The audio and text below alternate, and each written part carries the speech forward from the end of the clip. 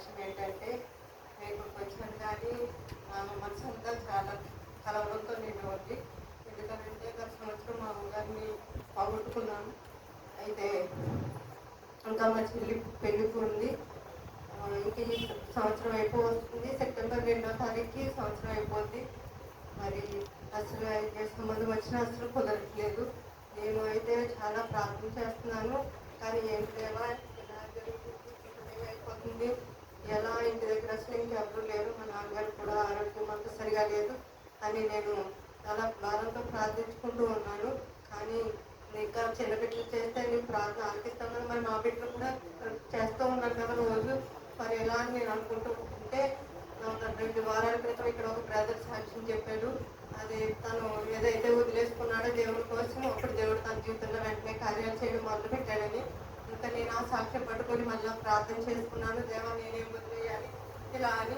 ఇంకా నేను ఎక్కువగా ఈ ప్రవీణ్ పగడాల గారి షార్ట్స్ ఉంటాయి కదా, అవి ఎక్కువ చూస్తూ ఉంటున్నాను. ఎలా సమయాన్ని వృధా చేసేస్తున్నానని చెప్పి నేను ఇంకా ఈ షార్ట్స్ చూడకూడదని తీర్మానించుకొని అలా పెట్టుకొని ప్రార్థించుకున్నాను. ఎప్పుడైతే ఇంకా అది వదిలేసి ఇలా ఉన్నానో ఇంకా నాకు వెంటనే ఇంకా మా ఇంటి నుంచి ఫోన్ వచ్చింది, ఇలా చెల్లికి ఒక సంబంధం వచ్చింది. వెంటనే ఒప్పుకున్నారు వాళ్ళు. ఆ రోజే భోజనానికి రమ్మన్నారని. కానీ ఇంకా భోజనాలు అయితే చేయలేదు, కానీ ఒప్పుకోవడం జరిగింది, కుదరడం జరిగింది. దేవుడి నామానికి స్తోత్రములు.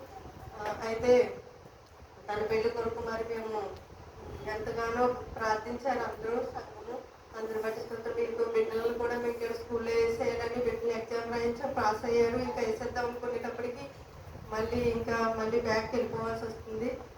మరి ఈ సంవత్సరం కూడా అక్కడే ఉండాలి. మా ఆయన ఇక్కడే ఒంటరిగా మరి ఉంటారు, ఆయన గురించి ప్రార్థించండి.